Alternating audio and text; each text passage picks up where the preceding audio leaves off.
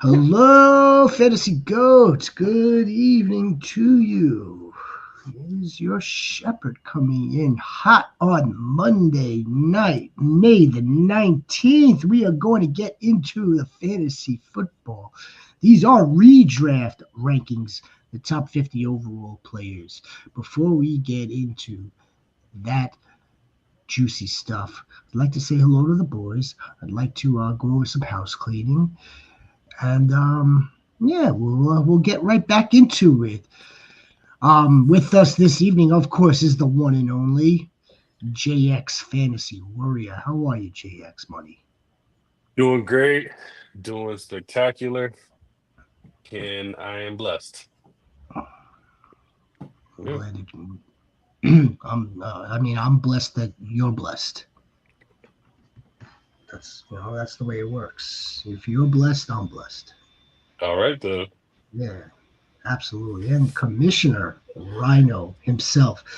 Good evening. Good evening. Is that a little trim you got there or no? No, it's just I need to check this. It's curled. It's curling up now. But a little bit of a cleaning on the sides, though. It looks No, okay. no, Mom, it's not. It looks neater than usual, or maybe my eyes are deceiving me. Look, I was at the doctor today, not the eye doctor, so maybe I should go to the eye doctor. So what you're trying to tell me is generally it looks messy. Looks like a no. I like a wouldn't. bird's nest or something. No. I wouldn't say that it generally looks messy. I'm going to share again that I think it looks neater today, Okay. as if it was trimmed today. No, not messy at all. Look, you wouldn't be on camera if it was messy. Tell you to go to your barber. All right, Goats. Yeah, we're gonna get into this in just a few moments. I do want to get to some news and notes before we get into the draft rankings. I want to remind everybody or let everyone know. Tomorrow we'll be on again. We'll get into our divisional breakdown. Which division are we up to again, Rhino? Let's hold off on the NFC West because. Oh yes. We got Mr. That's the come in and join us. That would be the NFC West. Have we done the AFC West? No. I think that's in order then. And that's an intriguing division too.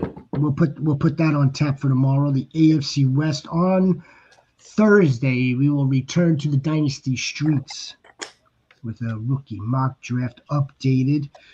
I know everyone's in the thick of their mock drafts or their Dynasty startups, and we'll deliver to you another fire rookie mock draft.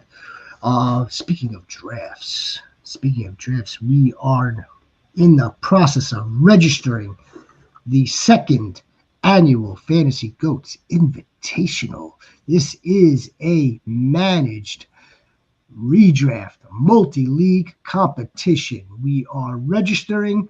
We are about to fill the 6th league. If you are interested, you can reach out to either one of us, any one of us three on this show with our Twix handles right there. Or there is a link in the description section of this video. Should bring you right to the league, and we will take it from there. And that's it for that news. It's the Fantasy Goats Invitational. Second year we are doing this. Last year was grown too. Grown. It has grown. Yeah. It has grown. Sad about some of the people we have playing this year. It was a nice getting Bob Harris too, bro. Thank you very much. Yes, Bob Harris will be participating. For those that may not be familiar with Bob Harris, Sirius XM Fantasy Radio or Fantasy XM, however you want to word that. Also from the football guys, football diehards for a long time, Fantasy Football Hall of Famer.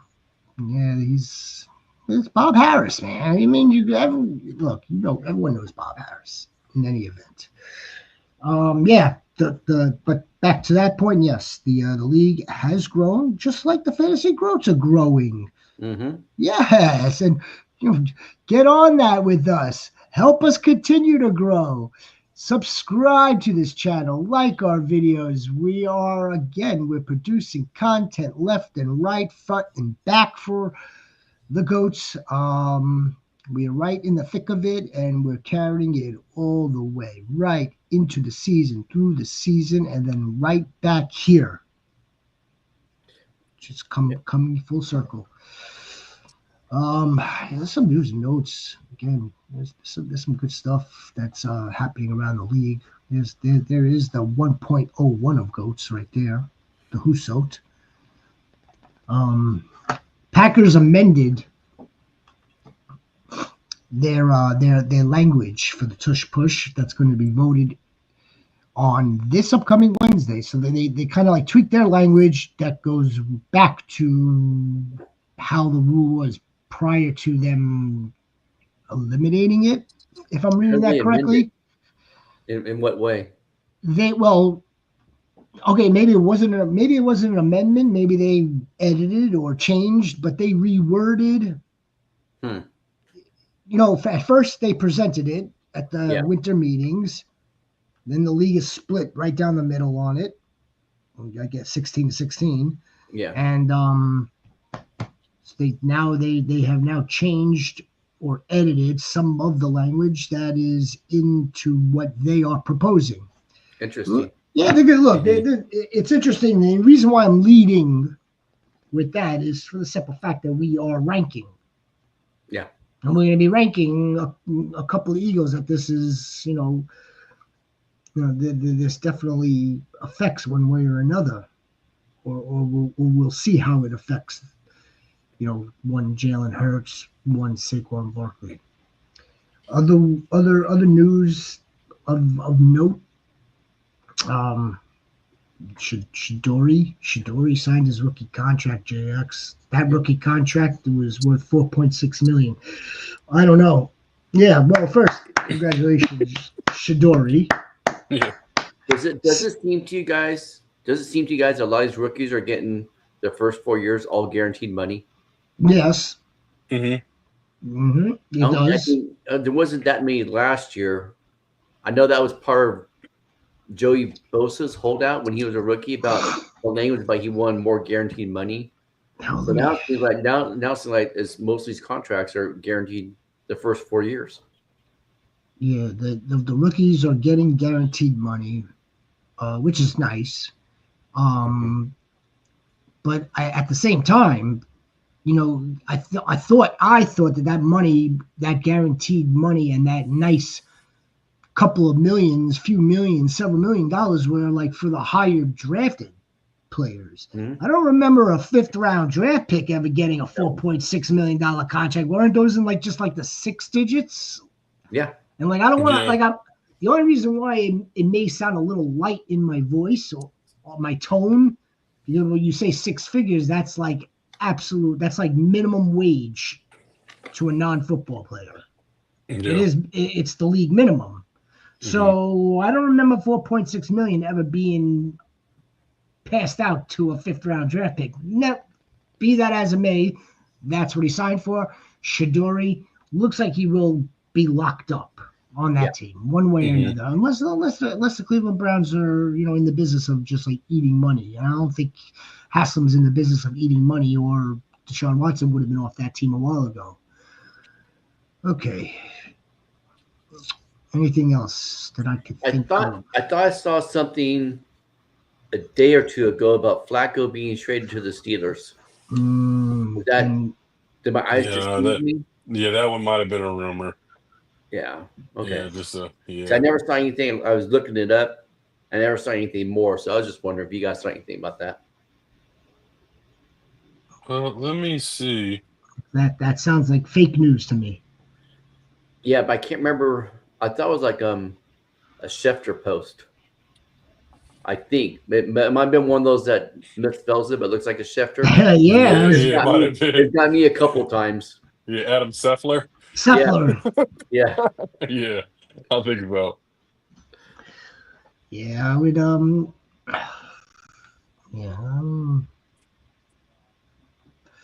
Joe Flacco's got a pretty good shot of starting the season for the Browns. He For a does. couple of games, yeah. Yeah, and I would think that I mean, I suppose Kenny Pickett would be the competition. Now that's not the way I expect it to be in the middle of the season. I don't expect it to be like that. Nevertheless, I don't think Kenny Pickett makes the team. you don't think Kenny Uh, Pickett makes the team? no, I don't think Dylan Gabriel makes the team. I don't. Yeah, I think they roll with three. Um, and one of them is going to be Shador. He's too popular. So it's really, like you said, it's a battle between Gabriel and Pickett. And if Pickett loses out, he'll be released. And if Gabriel loses out, he'll go to the practice squad. Yeah. So, yeah. Which I he don't could, which leaves him open to be signed by any team. correct, yeah. Which is a possibility. It's But yes. yeah. Yeah. All right, and I'm sure there's some other stuff that we could cover, but that's not why you're here, Goats. No. We're here to get into the top 50 overall players for fantasy football. I do have this broken down by tiers. We have this broken down by tiers or groups. I don't think that we'll spend in-depth coverage on each and every single one of them. We'll go through it, in terms of the tiers. And we'll pull a player here, or pull a player there. We'll see, what's happening, what we think of the player. Are they ranked too high? Are they ranked too low? What's our overall outlook, our analysis, all that good stuff, all that nice jazz. Oh, and it should be noted that this is Fantasy Pros expert consensus ranking. All right, tier one. Tier one, you know, it's the rock stars here. Saquon, Jamar, Jay Jettis, Bijan Robinson. That's tier one. Might as well go. Let's go through into 12. Tier 3. After Bijan, it's Jahmyr Gibbs, CD Lamb, The King, Derrick Henry. Puka is ranked 8th. Tier 3, Nico Collins. 10, Brian Thomas Jr. 11, Ashton Genty. And 12, Amon-Ra St. Brown. All right. So Jahmyr Gibbs isn't in the top 12? No, he's number 5. He is in the Okay, top I 12. hear Gibbs, so Yeah, he's in the top. okay. I was about 5. ready to throw a conniption fit. No conniptions. Jahmyr Gibbs, look, I think he's ranked probably right where he should be ranked. Bijan one spot ahead of him. I have a little bit of issue having Saquon ranked above Bijan. I agree. I do too. Yes. I actually have him right behind Jahmyr Gibbs too. Okay. Well, I can understand the ranking to why they have Bijan, or not Bijan, but Gibbs in the tier 2, only because he's not the absolute workhorse. I mean, that's really what it comes down to. If Gibbs was seeing 250 carries, he's tier 1. He's probably number 1 overall player, on the whole entire thing. But just by the way that his committee's set up in Detroit, I don't think he'll ever be that tier 1. He's always going to be extremely high. No, but I think he might have done enough last year to move into that top back spot, because he proved. I think in my eyes, in my opinion, he proved that he can carry the team. Oh yeah, he definitely can. He definitely can carry the team. They just don't want him to. I think that's what the case is. They don't want him to. That makes sense. I can buy into that. I would add that they also have an affinity, and they love the fact of having David Montgomery there. So, they're all in on having like a two-headed running back monster, and it's not so much that they're not in love. They love Jahmyr Gibbs, and he has showed out for that Detroit Lions team in the last 2 seasons, especially at the end where it matters the most, right? I just think that they freaking love the Thunder Lightning type deal going on there. So, but back, you guys hit it. You hit it right on the head. You nailed it. Yeah, until there is no Monty, or until the Monty role is reduced, then that's like, okay, now we still have to deal with Jahmyr Gibbs losing production. That's it. Even him losing production, he's RB3. Yes. At least. Yes. I mean, that's how good he is. Yeah, he's that good. It's true. Maybe 17 touches a game right now. It's true. 17 touches a game. Well, I'm just that maybe 17 to 20 touches. Yeah. In any event, the only other thing, and again, this is probably like what's your flavor of coffee or tea. Whether you believe in that the Detroit Lions as a whole will regress. Without having their coordinator, Ben Johnson. They don't have the defensive coordinator. More so on the offensive side of the ball, without Ben Johnson calling the plays. It's not as though whoever's stepping in as coordinator doesn't have the freaking playbook or doesn't know what to do. It's just a matter of it's just a whole different ball game. It could. They'll tweak things here and there, but they're keeping the same thing. I think it was the quarterback coach that moved in. Oh no, quarterback or wide receiver coach, Johnny Morton, I believe, was it moved into the OC spot for him. Look, I think we would like to be optimistic on that front. Do you think, as Jahmyr Gibbs owners, don't you want them to regress a little bit? I feel like you do. I feel like you want them to regress, so he's just more dominant in the pass game. I see that. I see that side of the coin. Because I'm thinking about the end of the season, right? The end of the season, their defense was depleted, and they were in some shootouts, and it felt like Jahmyr Gibbs was going off for almost 60 to 70 yard receive in a week. Yeah, I kind of want if I'm a Gibbs owner, I want him to regress. I want him to throw the ball more. I want him to be down by 15 or 12 because Gibbs is taking a screen to the house every other week, and that he can do too. I see that side of the coin. It's not like the Lions are short on receiving options, though, either. Remember, they added Tesla. Tesla. I was thinking of the dudes that were there last season, and then we could add Tesla into that fold, I suppose. Mm-hmm. It's not like they're short on passing options, but again, the talent, Jahmyr Gibbs' talent.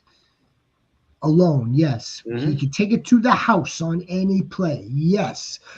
Two-way weapon. Yes. He's checking off damn near all boxes. That's all. I'm playing a little bit of devil's advocate only because of the team now and the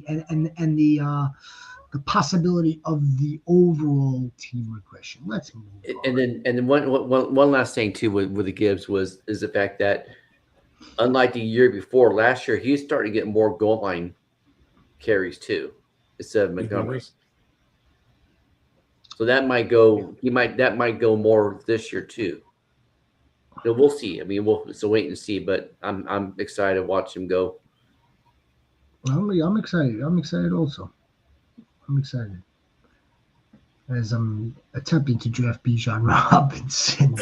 I'm still drafting ahead of Jahmyr Gibbs. No, I would too. I know. I mean, most will. Most absolutely will. But it may come a time, or it may come a particular league where you're sitting in that spot where Bijan and Saquon are already off the board, and maybe your three favorite wide receivers are already off the board, and you may be staring down the barrel of the Jahmyr Gibbs buy or tap, and he's your running back. That's the other thing. Even if Puka's right there, I'm going to take Jahmyr Gibbs over Puka. I know, right? You want to talk about Puka because he is ranked 8th in the consensus ranking. He's coming in at wide receiver 4. He played in 11 games last season. Mm-hmm. Let's take a look at that. Mm-hmm. The Puka numbers. He's damn near wide receiver 3 if you extrapolate all of it out. Wide receiver 3 or 4. He's and now you have the weapon on the other side of him. Yeah, and Very talented young man, this Puka. He is, but I don't like this. I don't like this ranking compared to what's behind him. Because we'll probably get to the next guy here, but with Devontae Adams being there, it's just going to be a natural, regression for Puka. I think Puka's still going to have a really great season, but I mean, he already has trouble scoring touchdowns, and Devontae Adams isn't going to give up any touchdowns to him. So I still see him getting the catches in the yards, but I think Puka at number 8 is just a little bit too high for me. In other words, you're saying that he's allergic to the end zone. Yeah, I mean, so what the past 2 seasons, and I'm just, of course, just estimating here, he probably has about close to 2,400, 2,500 yards, but total over the 2 seasons with all those targets and all those catches, does he have 8 touchdowns put together? Maybe. Yeah, it's low. It's low. Yeah, it's very low, and I can't have him above somebody, who I believe could be potentially wide receiver 1, and he's 6 spots behind Puka. So, yeah, I think Puka's placement's a little bit too high for me. I mean, we got resident Rams fans. Yes. Totally unbiased takes right now, but so I'll take a little bit of the Puka side, okay? I mean, for PPR, he's still a PPR warrior. Yeah. He is a PPR. Yeah, he's a machine. Look at these numbers from week 9, week 10 on 14. These are the targets, I believe. Yes, look at these targets: 14, 9 catches, 7 catches, 9, 12 on 14 targets. 10 catches on 14 targets. Yeah, the only freaking thing that's missing. What a dog. He's a dog. The only thing that's missing what a dog. Are the touchdowns. That's right. But literally now, falls down the 2-yard line. Now, I mean, and then Kyron Williams running in. Yeah, and then Kyron runs it in. If we're drafting Puka, we might be drafting him in I guess the hopes that having Devontae Adams there does take some of the pressure off Puka, where he can now operate in more man-to-man single coverages, frees him up to do his thing in motion. And because I mean, again, you do have like one of the best wide receivers to have played over the last decade in Devontae Adams, maybe all time, maybe all time. Now that he's turning 32, you can definitely put him in the conversation. It could very well help him, but JX makes a great point. And plus, add in, I think the Rams are going to use Terrence Ferguson in the red zone too, because it's a taller target. So yeah, I mean, and to that point, he's 100% right. I mean, Puka is clearly not. They drafted another. They drafted another weapon. Mm-hmm. They've got running backs. They've got Tutu Atwell. Yeah, look again. Is he maybe going a little bit higher, a little rich for most people's fantasy bloods? Yeah, probably a little high, probably. But I get it. All that's missing is the touchdowns, which I know you need touchdowns in this game. He is still a PPR machine. After that is Nico Collins. I'm not in on the Nico Collins business. Rhino, why am I not in on the Nico Collins business at number 9? I'll give you 2 reasons, but you'll only need 1. Because of CJ Stroud. That's reason number 1. Yes. Yeah. Absolutely. The offensive line would be the second reason. So you kind of tie that to CJ Stroud. And the other reason being, like, we're missing a wide receiver in this tier, which I believe should be even higher than where he's going right now. Come on, Malik. Where he's ranked. Yeah, Malik is right below Amon-Ra St. Brown. I think that's criminal. Yeah, no, that he needs to be higher. I think that's kind of criminal. Wide receiver 8. No, I mean, look, if he's gonna smash wide receiver 8. He's gonna go. I mean, I've got him finishing wide receiver 1. That might be, and that could happen too. It could happen. Absolutely could happen. I'm a little more bullish than the majority or the consensus on that one, but it's definitely in the range of outcomes. And I don't think St. Brown is better than him. I don't. And I'm gonna mix in the progression from the lots among St. Brown. A little technical difficulty here going on here. You wouldn't believe it. Right. Anyway, so yeah, Malik Neighbors is 13. AJ Brown. Now this is a familiar name to us, Rhino. AJ Brown, wide receiver 9, is in tier 3. This is a dude that spent the last 3-4 years right in the first round, right as wide receiver 4. Not anymore. Why? Okay. Why is he right here and Devontae Smith is going in the 4th and 5th round drafts? Because he's still considered the alpha. He's still. I know, but they're not that. There's not much difference. In fact, Devontae Smith is probably better. They're not. No, well, of course he is. Volume wise, you know. I think we just have AJ Brown recency biased here. Mm-hmm. Where he goes before or ahead of Devontae Smith, and where Devontae Smith is ranked currently today, is probably a little low. Probably, I think I got Devontae Smith. Well, we'll get to him, but Devontae Smith, as you're alluding to, is down at the bottom. Yeah. I'm not sure if he cracked top 50 again, which is insane to me. Yeah, it is and it's not though. It is and it's not, because again we've got a new crop of wide receivers that have moved ahead, that are considered more target earners for their teams, where Devontae Smith still plays kind of like second fiddle, where he does play Robin to an extent to AJ Brown's Batman. And B, we have enough. We've got 4 or 5. We have 5 years of Devontae Smith. We have the sampling on him. We have the sampling on AJ Brown too. So let's not pretend that we don't either. We know what these wide receivers are. We know what their ceiling is. We know what the floor is. Yeah, they're. I mean, to me, they're 1A, 1B. No different from Jamar Chase and Higgins. Higgins is going in the late 2nd, early 3rd. JX, just let me know if you agree with this.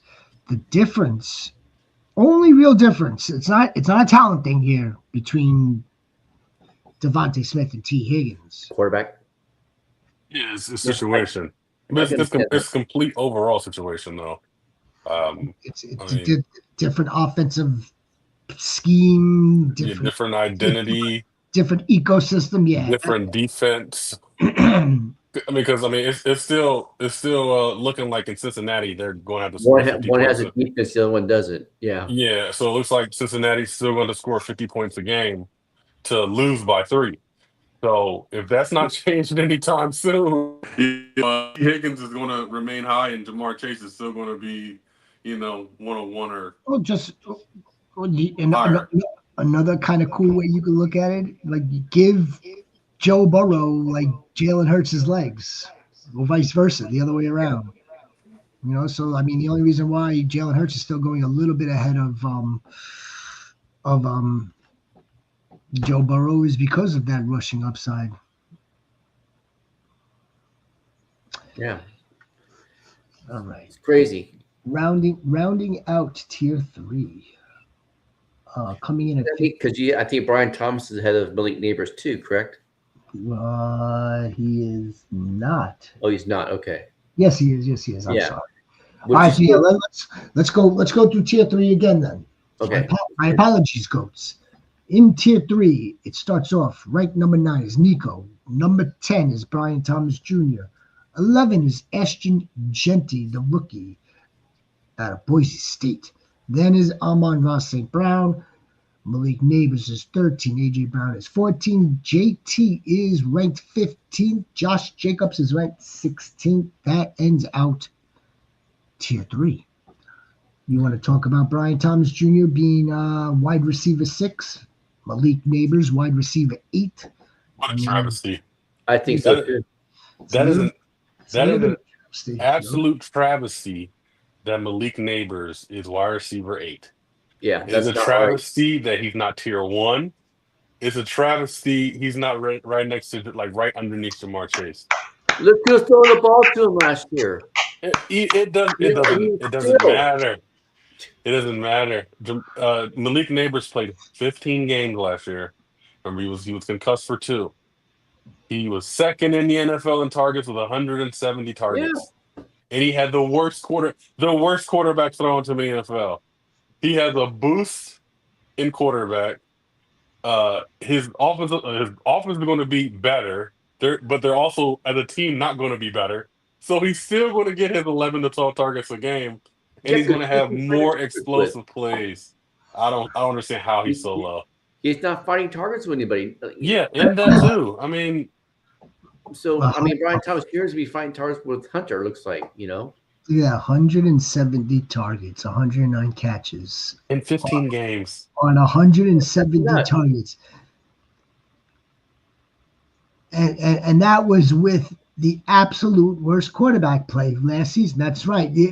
Again, if you want to say like, oh, Russell Wilson. I mean, Russell Wilson is unequivocally an upgrade over what was. Now, how long Russell Wilson remains a starting quarterback, it doesn't make a difference to Malik Neighbors, because then you either get Jameis Winston, who we know is going to throw the ball all over the yard. He's going to throw it to everyone that's open. He made Jerry Jeudy a top 10 receiver last year. So and then even if Jameis, even if Jameis gets passed over like Fredo, and they go to Jackson Dart, then now it becomes okay. Well, then if Brian Dable thinks Jackson Dart is ready, and we're going to see what this first round capital taking him out for a spin. I don't know. I'm not here to predict whether that's going to happen or not. But if it does,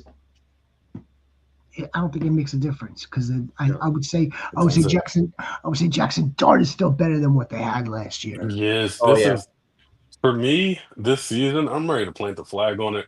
This is the guaranteed lock of fantasy. Dable's not going to give him the ball. He's not. 170 targets in 15 games.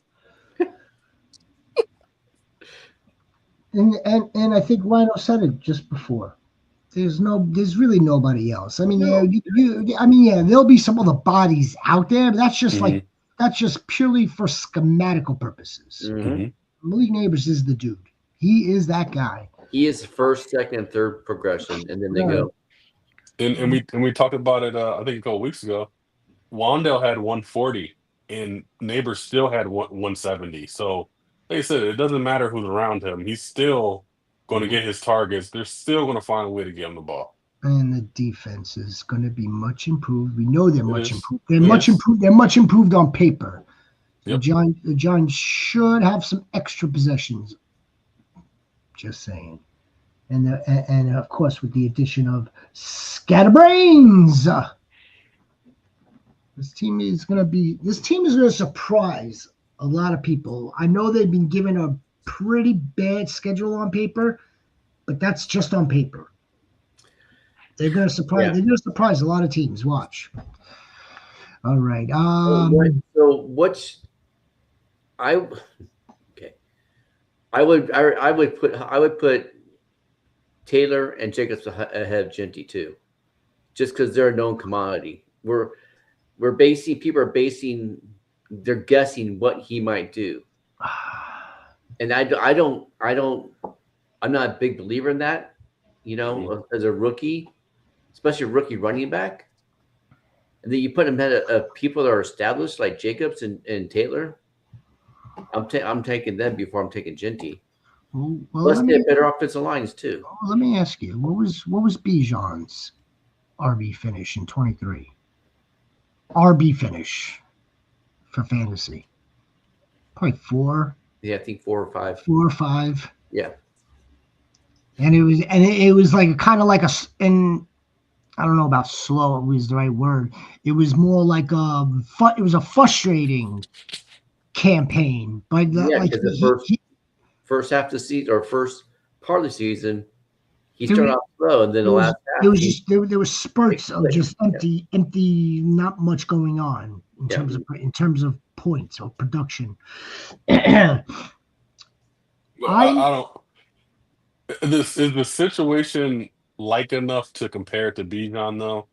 Because I mean, in Bijan's case, he had a far better offensive line than what the Raiders have. Mm-hmm. The Raiders last year, of course, weren't the greatest. I think they were 22nd in run back win rate, and now they're adding 2 rookies to that potentially. And like I said, at least you could say with Bijan, he has some established guys up there pushing. And I know we don't like Arthur Smith, but we know Arthur Smith knows how to run the football. Already. I mean, what's oh man, what's the offensive coordinator's name? I can't even think it's off the top of my head. What's Raiders' offensive coordinator's name? What's that? Kelly. Their offensive coordinator. Yeah, with Chip Kelly. I mean, are we sure it's going to work? We're sure. No, yeah. Not at all. Not at that. No, not at this ranking. No. No. This is what I was about to say, so I'm glad that I didn't forget it. I'm not saying that you guys are the ones, but we weren't the ones that put the generational tag on Ashton Genty. That's why I'm going to go back 2 years to the last time I heard this nonsense. We hear every year. For a generational running back. No, I mean, I'm not the one who said it. So, again, now you've got this label on him. You've got all these collegiate stats, which are off the charts, playing all the way out there. If you, again, between now and I guess September 5th or 6th, we'll go as long as we can until all drafts are closed. Ashton Genty, my feeling is you're gonna be disappointed if you draft him that high. It's not gonna pay off. He's ranked a little bit high. Yes. Should Jonathan Taylor be ranked lower than him or Josh Jacobs? I would say probably not Josh Jacobs. Josh Jacobs seems a little bit more proven lately. Over the last few seasons. JT is a little shaky, especially in the injury department. Yeah, and that's their only hang up with Jonathan Taylor. Can he stay healthy? And he was running back 1 a couple years ago, and we've been waiting for it to happen. The production's not bad. It's just that he's been missing far too many games. Ashton Genty ranked RB5. Devon A-Chain, RB8 in Tier 4, ranked 18th overall for fantasy. So Devon A-Chain. Now, again, I'm a big A-Chain guy from last season. Doesn't mean I'm a big A-Chain guy this season, but he's ranked below Ashton Genty. Yeah. And this isn't, we're not talking about, again, I'm not trying to knock the young rookies off of a pedestal. No, neither am I. I'm not trying to downgrade the talent. What I am suggesting, and I think that we're all in agreement here, is a 21, 22-year-old young dude that's playing behind an offensive line that might not be top in the league. There's going to be a learning curve. There's going to be a little bit of some growing pains this season for Ashton Genty. And their left tackle might be is wanting a new contract, Fulton Miller. So he might be holding out, you know. But to get back to to rank number 15th overall, Jonathan Taylor. He might be a little bit. You have a safer play. It's a safer play. Yeah. You have Josh Jacobs, 16th, RB7 is a safer play. Devon A-Chain, debatable, but still, I mean, now going into his third season, we know what he's capable of doing. We know that he is the lead back in that Dolphins offense. Sure. Just runs into like his own center. And if Tua is not on the field, forget it. It's even worse. All right, let's go to Tier 4. Tier 4 leads off with Brock Bowers. Devon A-Chain is 18. 19 is Bucky. 20, Drake London. 21 is McConkey. 22, CMC. Okay, give me a second. Then we got George Skittles is ranked 23. See George Skittles. George Skittles. He's a nice tight end, but 23rd overall fantasy player. I mean, I checked what I have here. I wanted to make sure that I didn't have one of my leagues synced with tight end premium. I don't think I do. Kyron Williams, Josh Allen, first QB off the board or in the rankings, 25. Lamar Jackson, 26. T. Higgins, 27. Wide receiver, 12. All right, well, Brock Bowers, tight end 1. I mean, you go back to look, it's the offensive line that he's a part of. But we know that we're not getting fantasy points for him on the offensive line blocking. No. We believe that he is he's the top target earner for this team, or he's the primary target weapon for this team, correct? Yep. That'll be the first look would be for him. And then it'll be between Jacoby and Jack Betts. That's for a different discussion. Different show. Well, I'm serious. Neither of them fall into top 50, but yeah, no, we could definitely have that we will have that conversation tomorrow. Yeah, Brock. He showed out last season. Yeah, he's quarterback proof. He's getting an upgrade there. I question whether Geno Smith likes the tight end. I also question that. But Bowers is so good, like you said, you have to give him the ball. He's gonna play wide receiver too. He's gonna play wide receiver last year as well. But yeah, I mean, I just think about Noah Fant and how little he used Noah Fant, and it does scare me a little bit. Yeah. It does scare me a little bit, but I just think Bowers is too good for him not to be the number 1 read, whether he be in a slot or out wide. And the fact that the different OC going, I think, from what I've read on different Raiders content creators and other people like talking to AB, who's a huge Ohio State fan, Buckeye fan. I asked about Chip Kelly and the tight ends. He said no. Chip Kelly likes to throw the tight ends. So. I mean, they have the dude under contract for another 4 years. They spent up tremendously on him last year. He happens to be he's probably their most talented pass catcher. Yeah, you might as well. There's your weapon. Yeah. There's your weapon. Yeah, no, he's tight end 1. Again, he should command the most targets, the most receptions. He's light in the touchdown department. I would expect positive regression, the other way around. Not to regress off of a high total, but to increase from 4 or 3. It's like Trey McBride, who we'll get to in a little bit. Well, after Devon A-Chain at 18 is Bucky. Bucky is in tier 4. I think Bucky over Ashton Genty too. It's I mean, that's not it's debatable. I know. A lot of people are. How do I say this without coming off like an asshole? Yeah, but you're buying the smoke. Mm-hmm. Don't buy the smoke.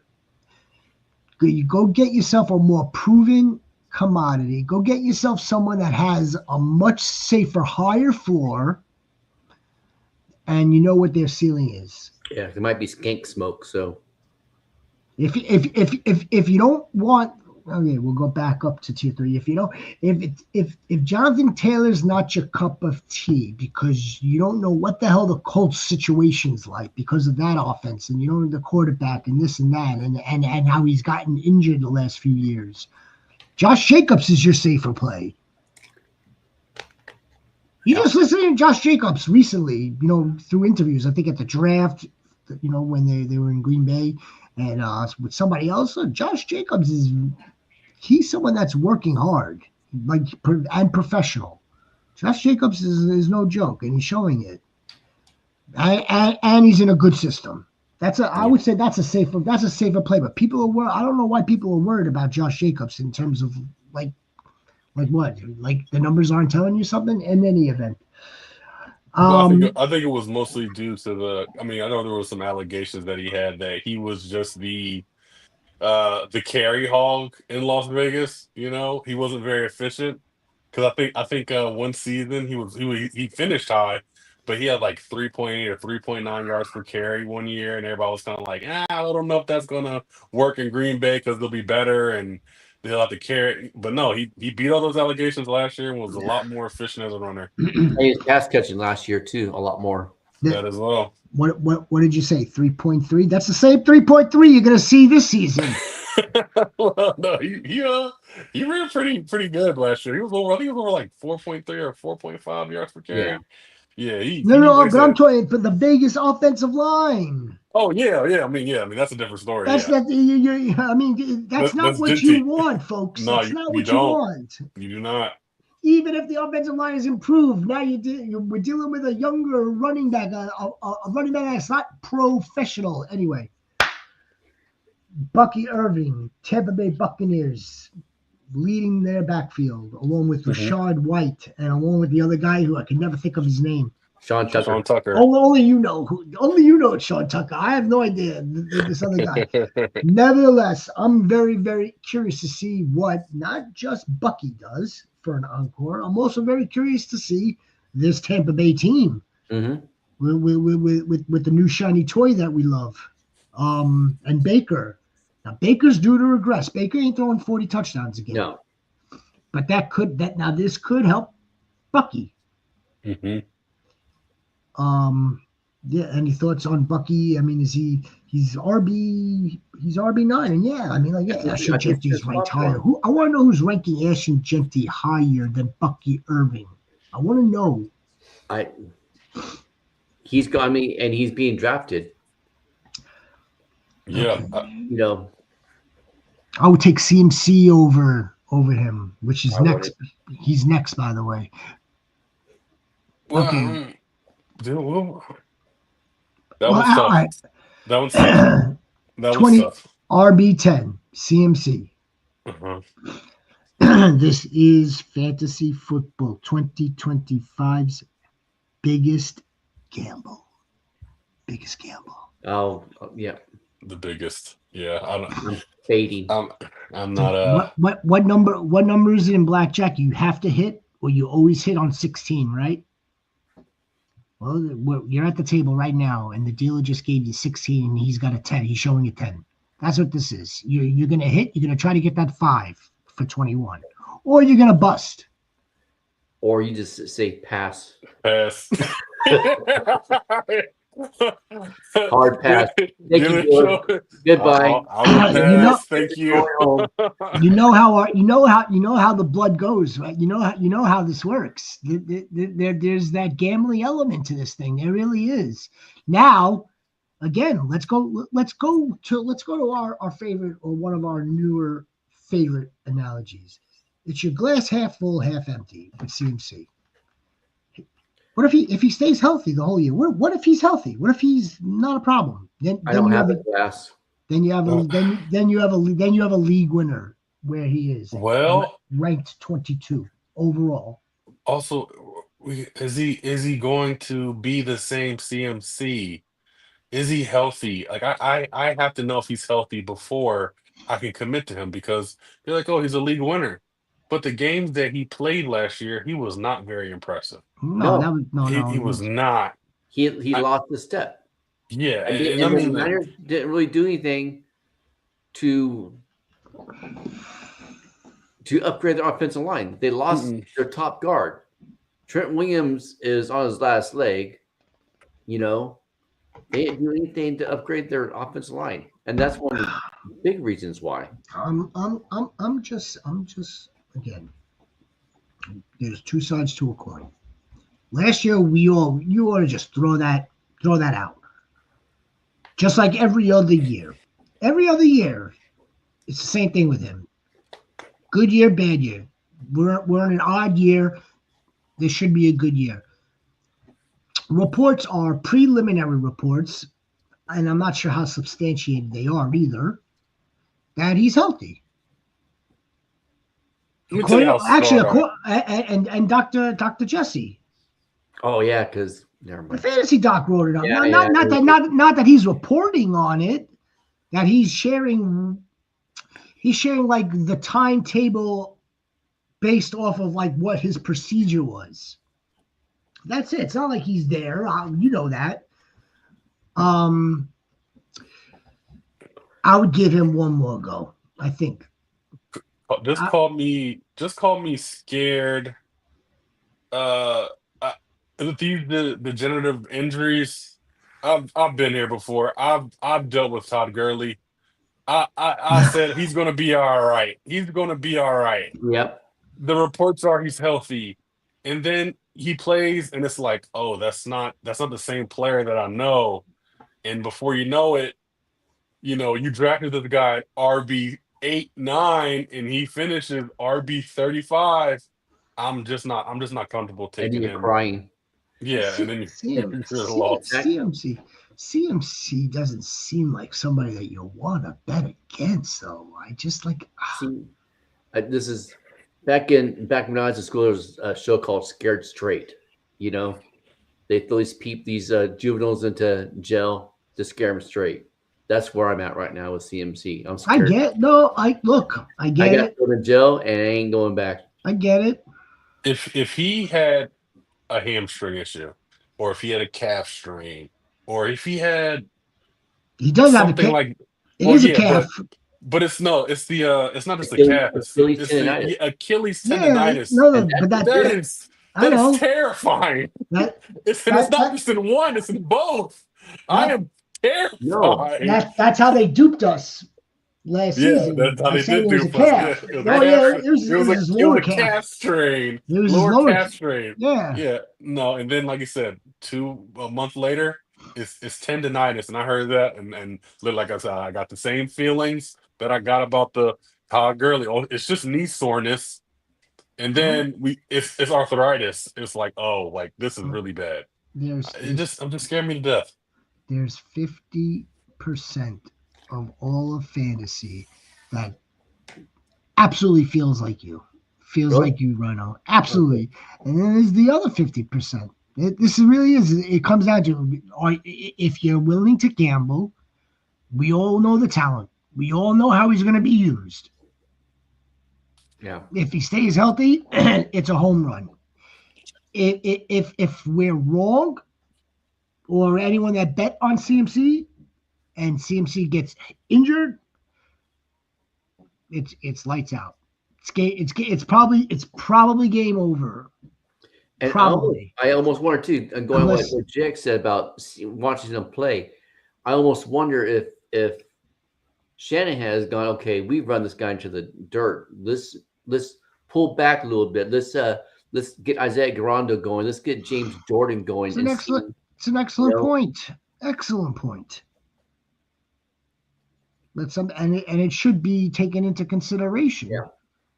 At the same time, if you have CMC as from where he's going, he's your second drafted player at this point, maybe even your third, which I highly doubt. He's your second drafted player, and you hit home runs with some of your other picks.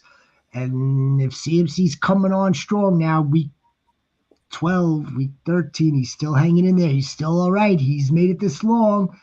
Then Shanahan's gonna, you know how the jockey loosens up the reins when they come around the far turn. Then Shanahan's probably just gonna let him go. And that'd be good. That'd be good. You know what? The position I hate, if you draft CMC, it puts me in the worst position that I hate doing. You're looking at round 13, 14, you're looking for your handcuff. You're hoping your handcuff's there. You And I gotta hate get. that. I hate that position. You're gonna have to. You're gonna have to try to get Isaac Orindo, and you're probably gonna reach for that handcuff for Isaac Orindo. Exactly. It puts you just in the ickiest situation. Another fantastic point. All right, let's go. Let's do quick fire here in tier 5. 28 is Mike Evans. That's night Mike Evans. Great career. Mm-hmm. You want to know the last image of Mike Evans I have? Not him catching that ball to get him to like 1,000 yards for the 10th consecutive year, is like his sour puss. Yeah. On the sideline, while the final plays were going in, where they had to then go and get him and put him back in the game so he could break his record, get his bonus. Mm-hmm. Mike Evans, this is the year that it's.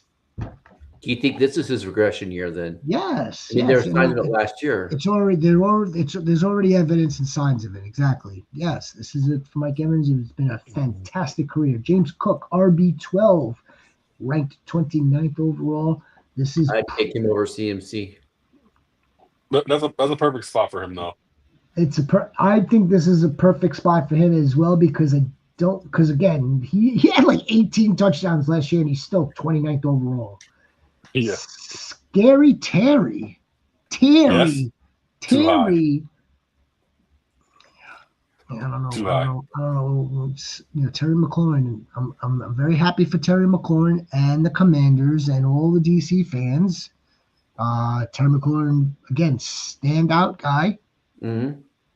I don't know where we coming off giving him wide receiver 14th all of a sudden. Plus the fact that he has Deebo Samuels on the other side.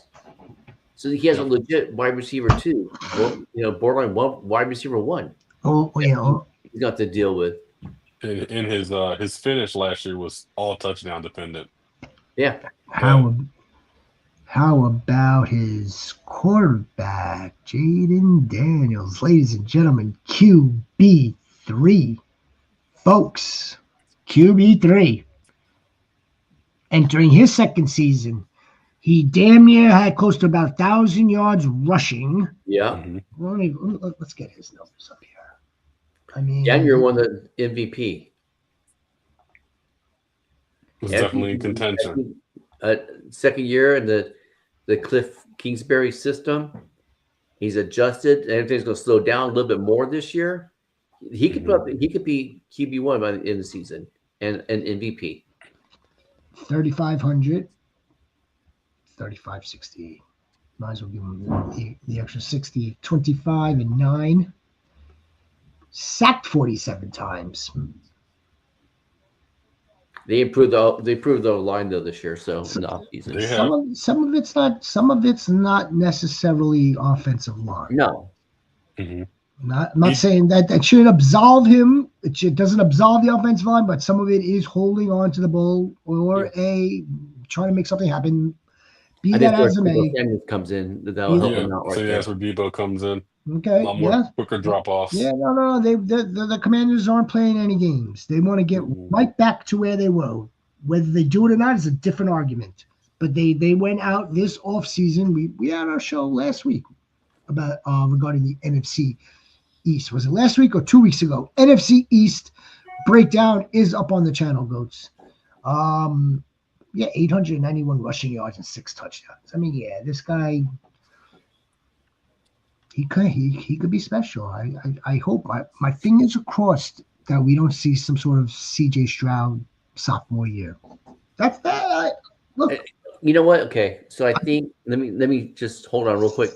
I didn't come up with the term sophomore slump. I'm not the one who came up with it. No. I don't think I think the difference between CJ Stroud and Jay Daniels is the fact that you have a legit OC that knows how to make adjustments. Slolik didn't know how to make adjustments after the half. So that hurts Stroud. But Kingsbury, he knows. He could say, okay, in the second quarter, it's like, okay, this DB is cutting right, so we're going to make this adjustment. I do agree with you there. Sense? No, I definitely agree with you there. Excuse me. I know that I remember when he was with Kyler, and everyone thought that well, maybe Cliff Kingsbury can't coach 17 games. They kind of figure him out.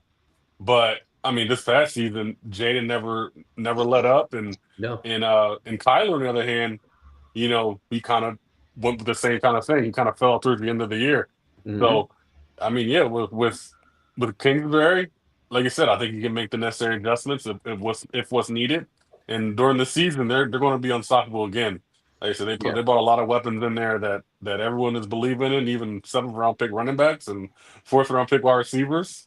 They believe in everything over there. Too, so, yep. Huh? It's something that all eyes are on it. All eyes are going to be on us, beginning tomorrow, then on Friday, and then the following week, then in June, and then in September. Check us out. Like and subscribe, Goats. Please. After Jaden Daniels is JSN. JSN, I would think, would have gotten a little bit more of a bump in the rankings, and maybe I don't think he's going to get a bump up. If anything, he may go down the ranks a little bit more, considering that the passing situation is not ideal for JSN. I don't even know if you could call him an alpha one in this circumstance with Sam Darnold. They brought in Cooper Kupp. They've got 2 capable running backs. We know they want to run the ball. It doesn't seem like it's shaking out in the JSN enthusiasts' favor. It really doesn't. No. No, go ahead. No, I was gonna say, like, when you want to be in the business, right? We want to be in the JSN business. It doesn't seem like it's shaking out. Yeah, I mean, I was like this time last year, I was all in on the JSN, but with Sam Darnold, I'm feeling like he's going to be Cooper Kupp reliant. I really do. I think he's going to be he's going to be Cooper Kupp reliant. Yeah, I really believe that. I think he's going to look for the fastest way to get the ball out. This is not Minnesota. This is not Minnesota Sam. He's going to be looking to get the ball as quick as possible. Trash, a not very good O-line too. Exactly. That's what I'm saying. He's going to start seeing ghosts again. And he's going to be like, where's Cooper Kupp? Where's he at? Cooper! Going to be like, hey, right here. Right here. I mean, like, we know that, the GM wanted to, like, improve the offensive line. I don't know if it's going to be vastly improved enough. I mean, we like that draft pick, Zabel. Oh, yeah, we like the pick. We like that draft pick. But yeah, I mean, Sammy Darnold. I mean, everything just lined up perfectly for him last season, and then we saw what that looked like even under the best circumstances. Now we're in a much different circumstance, and JSN, like, I see another 1,100 and 6 or 8 touchdowns. It's like, why? That's like, yeah, it's wide receiver too, where he basically is. He's wide receiver 15, ranked 32. After him is the Cheetah. I'm done with Tyreek Hill. I'm basically done with all Dolphins. Basically, someone might be able to talk me into Jalen Waddle again. Somebody, but that's about it. There's our guy Chase Brown, ranked 34th, RB 13. And that's an RB2. It's an RB2. I think he could smash that. I think so too. Devontae's 35. Brees is 36. Joe Mixon, who's trying to rewind the clock, 37. Jalen Hurts is 38. Anything? I mean, Brees Hall again. It's what a price on Brees Hall. Yeah. What a price. Joe Mixon scares me. He really does. He scares me. That offensive line scares me. And Joe Mixon showed last year towards the end of the season because he was running good the first part of the season. Towards the end of the season, not so good. Not so good at all. Mm-mm. How about Breece Hall, RB14 JX? Breece Hall's your guy, isn't he? Oh yeah, You're a Breece Hall is my guy. guy. I am Yeah, a Breece Hall guy. Yeah, I know you're in a Breece Hall business. I'm in the. I want to be in the Breece Hall business also. I do. I want to be in the Garrett Wilson business. I really do. And this new company, all right, this new regime. We call them regimes. Like every time I hear the word regime, I think of North Korea. This new operation. All right. I don't know what's going to happen here. I want to believe in Breece Hall, who's now working under no contract. Yeah. Yeah. Or his final year, but like there's nothing guaranteed right now. Garrett Wilson has more of guarantees. Yeah, I want Breece Hall's price is fantastic. Fantastic. I want my Breece Lightning back. I want my guy taking the ball 70 yards, 90 yards, 60 yards. I want that guy back. Like I said previous episode, 15th in explosive run rate with a bad situation. I think his offensive line is better now. I think the philosophy is better for him now. If he can take that 15th ranked up to 10th ranked, or even best case scenario 5th ranked, we're looking at an RB1. It's Easy a RB1. It's victory. It's a win. Yeah. Jalen Hurts rounds out the tier at 38 QB4. That's fine. I mean, again, it's almost like the CMC thing. Either you're in the camp that you want to go and spend that high on a quarterback, especially with rushing utility, or you're in the other camp that's going to wait several rounds, get a Dak Prescott or a Jordan Love or a Brock Purdy, and he may finish not that much of a point differential between Jalen Hurts and the guy that you drafted several rounds later. So yeah, I get it. I like both. I like playing both. Can we talk about really quick about what we were discussing earlier about the rule change that the Packers are addressing? Sir. So essentially what was said was that they want to ban all pushing and pulling of players, which I think is a terrible idea. But that if that were to pass, that would destroy Jalen Hurts. I don't think so. Well, listen, Jalen Hurts, as far as his rushing touchdowns, 60% from touch push. High number.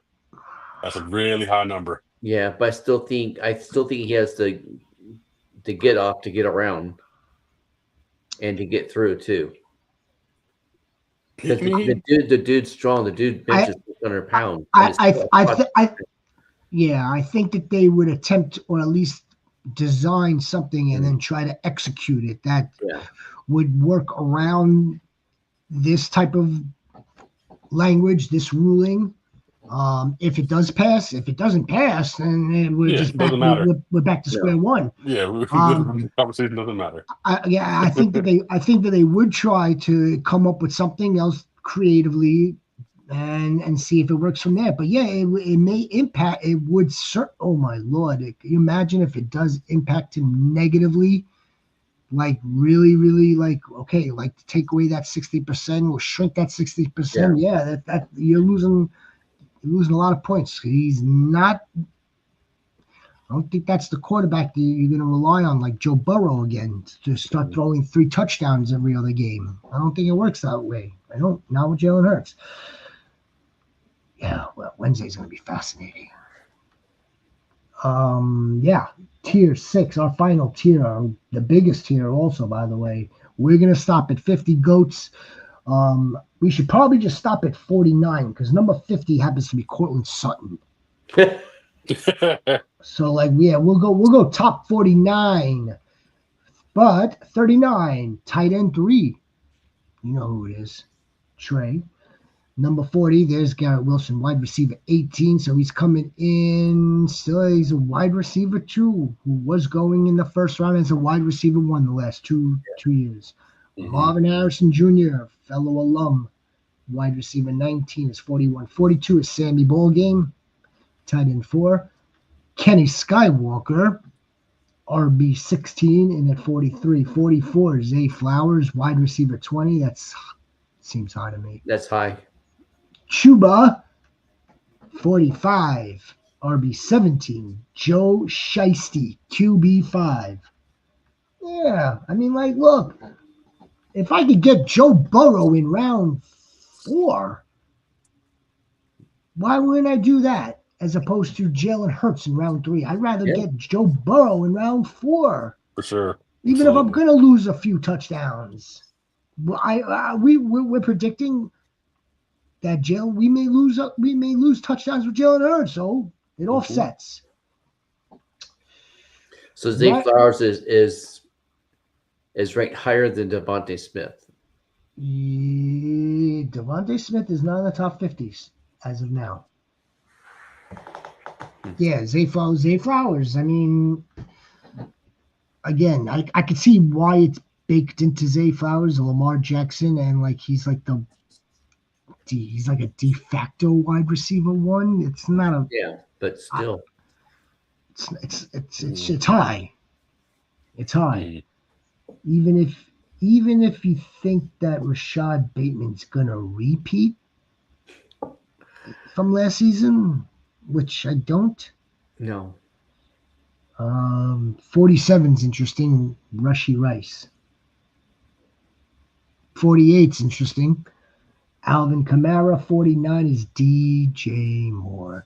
So you see where here's what I'm kind of implying here also when I kept saying interesting, because now, folks, goats, look at the names that we're starting to rattle off now in the 40s, in the mid 40s. Alvin Kamara, he's over 30 years old.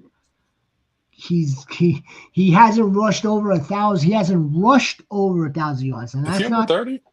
I think he's over 30. Now that's not his combined. If Alvin Kamara is not catching passes for you, then his value is no good to anybody. But the reason why I was saying interesting, the names and the players now, we're starting to see some drop-offs, and we're going to continue to examine these. Do you have any thoughts before we take off on DJ Moore, Chuba? We're Chuba fans here. We like Chuba. Yeah. We love the number 1 running back with the head coach there. The number 1 running back always does good with there. We like Chuba. Yeah. Even with Rico Dowdle. Oh yeah, we still love Chuba. Now, wide receiver 22 for your Chicago Bears. Not yours, but yours, Chicago Bears. DJ Moore. Now he's a lot of question marks here also. What's his role going to be in this offense? Is Caleb Williams going to be improved in this offense? We think he is. So. A lot of people think so. Yeah. Your opinion is the only one that counts right now. Yeah. No, I believe he threw for almost 4,000 yards last year behind a crappy O-line. Just with the Odonze coming back, so the offense is going to the deepest. Offense will slow down for him. I think Ben Johnson liked Odonze more, probably DJ Moore. I think Odonze and Luther Burden will be 1-2. Then the third progression will be DJ Moore probably in this offense. That's lousy. Yeah. I'm not sold on. That's just lousy for DJ Moore. It is. It's best they said rank 49. And Laporta, where's Laporta fit into that? Oh, not Laporta, Loveland or right. I know you're talking about. No, I actually saw Laporta on the field though. That's the funny thing. Yeah, I meant Loveland / Cole Kmet. I mean, like, how does the tight end fit into this scheme? If what you're saying, Rhino, is in fact going to play out, that's lousy for DJ Moore. Yeah. And I'm going off what I've heard Ben Johnson has said about Ramadan Zay and the fact that they drafted Luther Burden. So those are his 2 guys, and plus Loveland, or those are his 3 guys. DJ Moore isn't his guy. He didn't. He didn't sign him when he was the head coach. That was last year's head coach. So a lot of times, and because we spoke on this about how a new regime will probably go more towards the people they love compared to the people that was there before. So it's gonna be interesting. It'll be interesting. Unless DJ Moore's, unless he has more of the God-given ability. Let's see, that'd be the only other way. Yeah. That's the only other thing I could say to DJ Moore. Moore will be we're obviously going to be monitoring that situation along with many other situations, many other players, all teams, obviously your team. We will take off from here, Goats. I want to thank you very much again for joining us now, for joining us in the past, for subscribing to us, for liking the videos moving forward. We will be back tomorrow night. Do you guys have anything you want to leave the Goats with before we take off? Be a difference, make a difference, man. Not only for yourself, but somebody else out there. Definitely for somebody else. For sure. Definitely for somebody else. Right? Selfless acts. All right. See you tomorrow, guys. Good night. Good night.